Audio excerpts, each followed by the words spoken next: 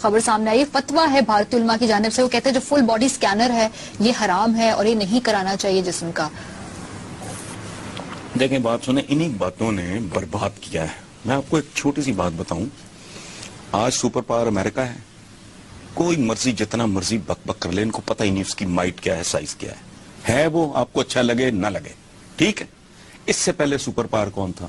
Great Britain, England. اس سے پہلے کون تھا سپر پاور؟ مسلمان.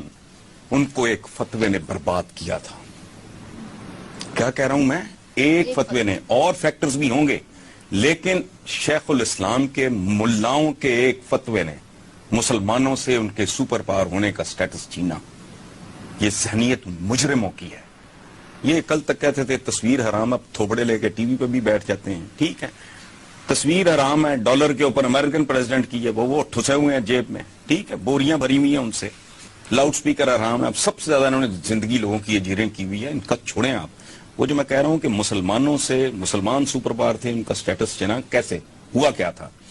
1450 میں جرمنی میں پرنٹنگ پریس ایجاد ہوا اور وائرس کی طرح یورپ میں پھیل گیا. یہ بہت بڑا انقلاب تھا حصول علم کے حوالے سے. ٹھیک ہے، ٹرکی میں شیخ الاسلام میرے سامنے آ جائے تو میں پتہ نہیں کیا کروں اس کے ساتھ. اس نے کہا یہ غیر اسلامی ہے، پرنٹنگ پریس. اس جاہل نے فتویٰ دیا. اب کیا ہوا؟ 250 سال پرنٹنگ پریس بینڈ رہا ٹرکی میں. ویسٹ میں نالج پھیلتا چلا گیا. وہ 250 240 سال آگے نکل گیا ویسٹ. ٹرکی وہیں منجمد ہو گیا. اور نتیجتاً پھر وہ فرسٹ ورلڈ وار میں فیصلہ غلط ہوا، وہ اور کہانی ہے. لیکن ایک فتوے نے، یہ جو کہتے ہیں نا سلا ایک مچھر ہے نا انڈین فلم کا، ایک فتویٰ. اور میں آپ کو بتاؤں یہ سائنس اور ٹیکنالوجی، اس کو ریزسٹ کرنا، ان کو برباد کر کے گزر جائے گی ٹیکنالوجی. کدھر رہ گئی ہے؟ کل کی بات ہے نا، ضیاء الحق کہتا تھا چنا لو دوپٹہ لو. اب کدھر ہیں نیوز ریڈر؟ کدھر گئے دوپٹے؟ کیٹ واکیں دیکھ کے میرے جیسا بندہ بعض اوقات امبیرس فیل کرتا ہے کہ یار یہ کیا ہو رہا ہے. نکل گئی نا بات ہاتھ سے. اچھا اب دیکھو ایک اور بات، 1857 کی جسے جنگ آزادی کہتے ہیں ہم. سائنس اور ٹیکنالوجی بڑی بھیانک چیز ہے.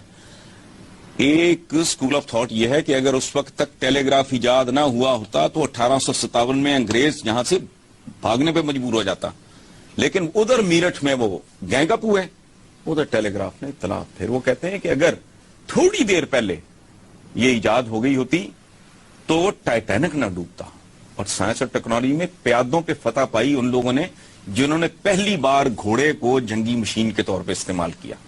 پھر ان گھوڑ سواروں پہ ان گھوڑ سواروں نے فتح پائی جنہوں نے سب سے پہلے کاٹھی اور لگام ایجاد کی، اور وہ جنگی مشین کی منووربلٹی. بابر ابراہیم لودھی سے زیادہ بہادر نہیں تھا، نہ رانا سانگا بابر سے کم بہادر تھا. اس کا وہ اپنی زندگی میں دیو مالائی کردار بن چکا تھا. ابراہیم لودھی شیروں کی طرح لڑتا ہوا میدان میں مرا.